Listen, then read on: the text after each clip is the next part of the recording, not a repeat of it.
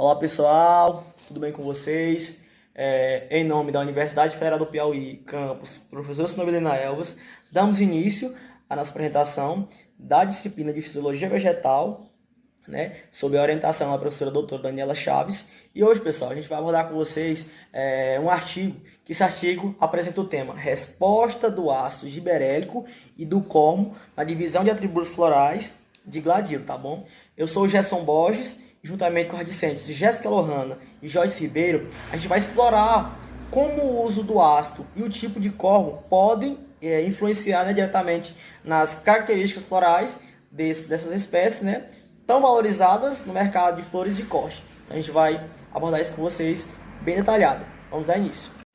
Bom, pessoal, como vocês podem observar aí, temos aí o print, né, do artigo que vai ser trabalhado na apresentação. Esse artigo foi publicado em 28 de agosto, né, de 2023, e também foi escrito por Rajeni Maria e Anil Kazing. Lembrando que foi na Universidade de Hindu, de Banaras, na Índia, tá? Então está aí para apresentar para vocês observarem. Temos também outra observação, né? A revista onde o artigo foi publicado foi na International Journal of Plant Soil Science. Está classificada como Qualis B4, né, na área de ciências agrárias, e de acordo com a plataforma da CAPES, essa classificação indica que é uma revista com reconhecimento, né, acadêmico na área. Então a gente tem outra observação também para ser ressaltada, né? Então, pessoal, dando seguimento nessa apresentação, irei abordar agora um breve panorama, né, sobre a espécie, que foi o foco do artigo, que é o gladilo. E o gladilo, ele tem um nome científico como Gladiolus grandiflorus, né? Para quem não sabe, o gladilo é uma planta ornamental, tem grande prestígio no mercado, que será também trabalhada aqui durante a nossa apresentação. Essa planta, ela pertence à família das iridáceas, e é caracterizada como herbácea bulbosa, ou seja, em vez de um caule verdadeiro, ela possui um cormo, né, que é uma estrutura subterrânea de reserva. Então, assim, as folhas dessa planta, né, são longas e afiladas. A gente associa com uma espada, né, a gente lembra muito a espada. Então, tal que o nome dela, nome de origem é lírio-espada. Por quê? Porque as folhas delas são semelhantes demais a uma espada, né? Então, como eu falei anteriormente, são uma planta ornamental, elas surgem em espigas terminais, que é o que vai conferir a planta como um grande valor comercial, né? Como uma flor de corte, né? Então, uma breve introdução sobre essa espécie que vai ser trabalhada, vai ser frisada, né, várias vezes aqui durante a nossa apresentação, tá? Então, pessoal, ainda dando continuidade na introdução, a gente tem aqui alguns pontos, né, a ser destacados, de extrema importância sobre o gladilo, né? Primeiro, em relação às regiões produtoras, a Índia é um grande destaque, né, no cultivo dessa flor, especialmente nos distritos de Lucknow, Meerut, Ghaziabad e Varanasi, né, que estão localizados no estado de Uttar Pradesh, né? Outro ponto a ser frisado é a importância econômica. O gladilo se destaca por ser uma cultura de baixo custo de produção, fácil cultivo e também com uma grande aceitação comercial, né? Que isso vai permitir um bom retorno financeiro aos produtores, especialmente no setor de flores ornamentais, né? Então, esses tópicos foi abordado no artigo, trazendo uma clareza, né, com relação ao gladilo. Seguindo essa linha de pensamento, a gente também vai também trazer a questão da regulação de crescimento, né, que lá foi frisado com bastante clareza, que destacou inclusive o ácido giberélico, né, que é o GA3, que é um tipo de regulador. E esse regulador, ele apresenta diversas funções, né, como questão de promover alongamento celular, acelerar a emissão de brotação, favorecer o crescimento floral e, consequentemente, também melhorar os atributos como o número de flores, comprimento de espiga, precocidade de floração. Com isso, foi observado, né, que a utilização desse ácido vai buscar melhorias, né, para desempenho agronômico e ornamental da planta, né? Então, buscar esses reguladores para obter produtividade, né? Então, pessoal, com relação às condições e objetivo, antes de apresentar os resultados, né, é importante a gente destacar, né, as condições nas quais o experimento foi conduzido, né? E como vocês podem observar aí, durante o dia, as temperaturas, elas variam entre 15 graus, né, a 38,5 graus, e à noite entre 6 a 23 graus, né? É o que representa um ambiente com variação térmica, né, significativa, típico de regiões subtropicais. Também foi apresentado que o solo foi previamente fertilizado, né, com fósforo e potássio, garantindo, né, um suporte, né, nutricional adequado para o desenvolvimento das plantas, né? Sabe que um solo nutrido ele vai ter alto desenvolvimento. E com relação ao objetivo, de maneira bem breve, o objetivo do estudo buscou avaliar, né, a resposta do ácido gibberélico, que é o GA3, e da divisão do cormo, né, sobre os atributos florais do gladilo, analisando principalmente o comportamento das plantas, né, em relação à floração, quantidade de flores e características de espigas. Adentrando agora em materiais e métodos, a gente vai explicar agora um pouco onde que ocorreu, como foi realizado esse experimento. Em primeiro instante, a gente detalha um pouco do local onde foi feito esse estudo. Ele ocorreu lá na Índia, na Fazenda de Pesquisa em Horticultura, que é um Instituto de Ciências Agrárias, e esse estudo ele foi conduzido pela Universidade Hindu em Banaras, lá na cidade de Varanasi. Esse estudo ele foi consecutivo, ou seja, ele ocorreu em 2 anos consecutivos, entre os anos de 2017 e 2019. E as características de onde foi feito esse estudo, ele tem um solo aluvial, esse solo é bem drenado, moderadamente fértil, a sua fertilidade é média. E aí ele tem um baixo teor de carbono orgânico e, consequentemente, ele tem um teor médio de nitrogênio disponível naquele solo onde o estudo foi conduzido. Falando agora da amostragem de protocolo, como que se deu esse experimento, a gente tem 2 fatores iniciais. O cormo, que esse cormo é uma estrutura do gladíolo, essa estrutura ela tem a função de armazenar energia, já adiantando, e esse cormo ele vai ser de forma cortada e de forma inteira, e aí essa forma inteira vai apresentar diferentes números de gemas. O segundo fator é o tratamento com ácido, propriamente dito, o ácido gibberélico.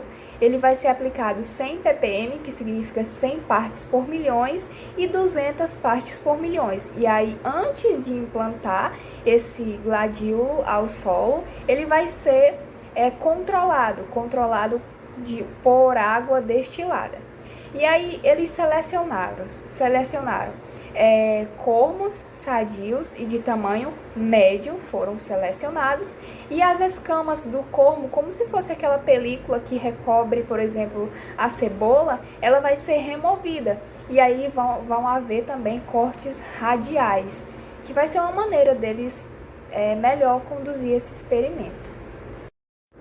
Como eu falei anteriormente, esses cormos, para a gente entender melhor como que é ele, eu trouxe uma figura que está acima. Ela é parecida com a cebola, tem basicamente a aparência de uma cebola, e aí essa película que recobre ela, essa marronzinha, ela é chamada de escama, e essa escama que foi retirada. E aí esses cormos eles foram cortados na classificação de 1 a 3 gemas, e os cormos inteiros contendo de 4 a 6 gemas. E aí esses cormos selecionados, conforme as características, eles foram selecionados por um plantio. E aí, depois disso, foi feito o mergulho em diferentes concentrações, que foi a que eu falei, de 100 e 200 partes por milhão. E aí eles tiveram nessa concentração por 24 horas. E depois que saiu dessa concentração, eles foram mergulhados em água destilada, que aí vai ser um controle antes deles irem para o campo. Bom, pessoal, ainda assim, falando de materiais médicos, temos aqui 2 pontos importantes a ser trabalhado, que é a experimentação e a análise de dados, né, que lá no artigo apresentou. E assim, com relação à experimentação, lá foi apresentado como foi preparado, né, as parcelas experimentais, e foi da seguinte forma: o solo foi previamente, né, preparado com várias arações, com o objetivo de quê? De melhorar a sua estrutura, né, garantir também uma boa drenagem. Além disso, foi realizada a adubação em 2 etapas. Na primeira, com doses basais de esterco, fertilizantes, durante o preparo final do campo. Já na segunda, com doses complementares aplicadas ao longo do crescimento da planta, né? Em seguida, eles também usaram o delineamento experimental, né? Que foi o delineamento em blocos casualizados, que é o DBC. Creio que boa parte já deve ter visto com a professora Priscila, na disciplina de experimental, né? E eles fizeram esse método, né? Utilizaram esse experimento. Eles pegaram 18 tratamentos, cada um com 3 repetições, totalizando em quê? 54 parcelas experimentais, né? Então, isso totalizou em 54. Cada parcela tinha uma dimensão de 1,20 m, né, por 1 metro, com espaçamento entre blocos de 0,5 metro. Com relação à análise de dados, né, a gente vai trazer também alguns parâmetros, né, analisados no experimento. Durante o período experimental foram avaliados diversos atributos, né, florais do gladiola, incluindo dias até o surgimento da espiga floral, exibição de cores nas flores, abertura de flores, flores abertas sem murchar flor basal, número de flores por espiga, longevidade de espiga floral, comprimento da espiga, comprimento da rax, diâmetro das flores também foram avaliados. Com relação ao período de avaliação, as avaliações elas foram realizadas ao longo de 2 anos, né, consecutivos, abrangendo as safras de 2017 a 2018 e de 2018 a 2019, né, com coletas feitas em intervalos regulares.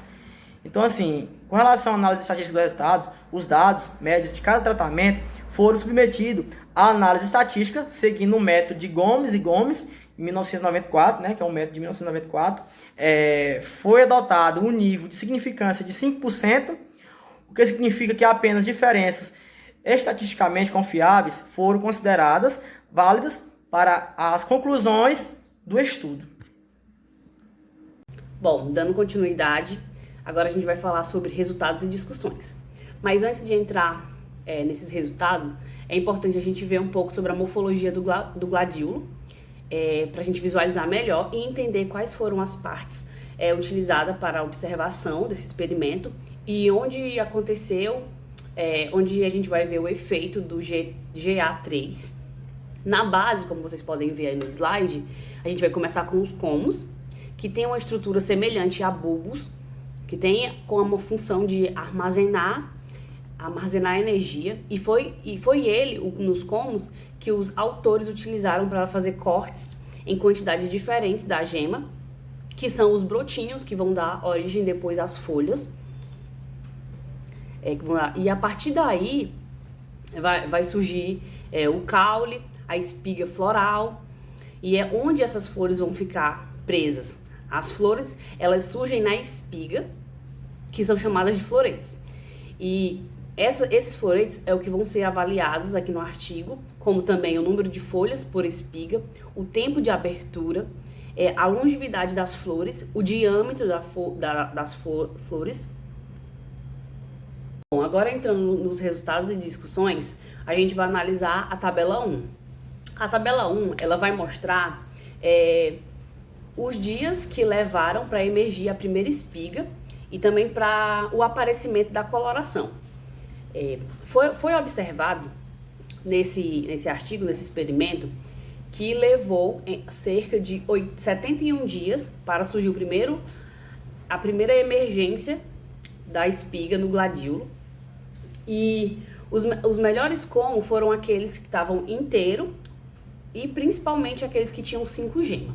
Já na utilização do do GA3 a 100 ppm, apresentou a cor mais cedo, com 81 dias.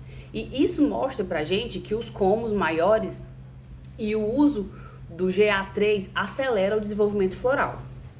Bom, agora a gente vai avaliar os resultados da tabela 2. E o que a gente vai avaliar é o tempo que levou para abrir a primeira, a terceira e a quinta flor da espiga. A abertura mais rápida se deu com os comos que tinham 6 gemas e com a utilização do GA3 a 200 ppm, gerando assim resultando na verdade em torno de 90 dias.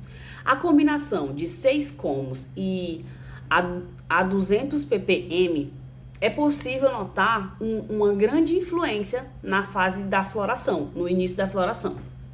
Pois bem, dando continuidade, agora na tabela 3, o foco é outro. O foco é na qualidade da espiga.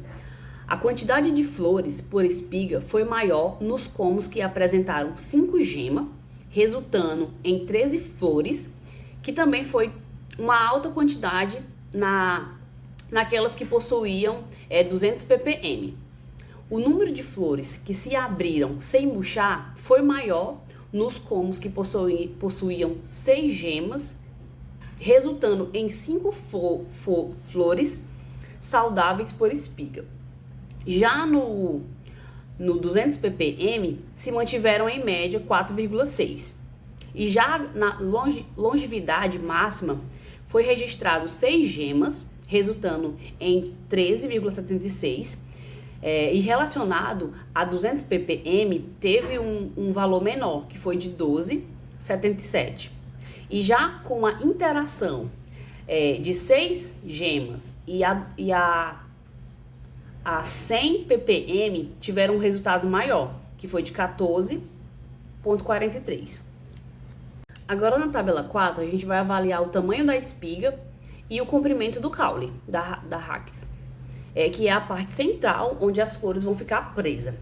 A espiga mais comprida ela foi observada naqueles comos que tinham apenas 4 gemas, e já no GA3 foi a 200 ppm, que resultou em 57,24 centímetros, que é um bom tamanho comercial. Já o comprimento do caule da Hack foi maior com o GA3, chegando a mais de 33 centímetros, principalmente em comos com 4 gemas. Isso acontece porque a giberelina ela estimula o alongamento celular, fazendo com que a planta cresça em altura e tenha uma ótima estrutura e fique mais atraente. Por fim, a tabela 5 ela vai mostrar agora o diâmetro das flores, ou seja, o tamanho das florzinhas individuais, que são os floretes, na espiga. As flores maior apareceram com o uso do GA3 a 200 ppm e nos como com 4 a 6 gemas. E o maior diâmetro da flor foi quando as gemas eram 6 gemas e o GA3 era de 200 ppm, resultando em 9,53. E isso é importante porque as flores chamam mais atenção no mercado da floricultura e tem mais valor comercial. E o GA3, ele tem o efeito de deixar as flores mais vistosas e os comos maior para poder assim ter mais reserva de nutrientes para a planta. Ao final desse artigo, desse estudo, o que eles puderam concluir? Principalmente, eles concluíram que as doses mais elevadas de ácido giberélico, elas conferiram características desejáveis, ou seja, lá na pré-embebizão e também no bulbo inteiro, principalmente esses dois, eles adquiriram uma correlação positiva e com isso eles tiveram características desejáveis para o mercado e uma melhoria principalmente na parte reprodutiva desse gladiolo, que são as partes florais. Ao final, a gente observou 3 considerações bem importantes a gente ressaltar aqui. A primeira é que, como foi falado na conclusão, a gente viu que os cormos inteiros, ele ajudou a produzir mais flores, ou seja, esses cormos inteiros que foram tratados com uma dosagem maior de 200 ppm, como eu falei, eles adquiriram um tamanho maior e aí, consequentemente, as suas espigas elas ficaram mais bonitas e duráveis, elas duraram por mais tempo. E ao outro ponto é que os cormos inteiros, como eles têm mais gemas, eles deram melhores resultados, ou seja, como eu falei, os cormos ele é responsável também por adquirir maior reserva energética. E por último, a gente viu que tratar esses cormos antes do plantio, ele é importante para adquirir qualidade e quantidade de flores no gladiolo. Para finalizar, a gente trouxe aqui as nossas referências e o nosso muito obrigado.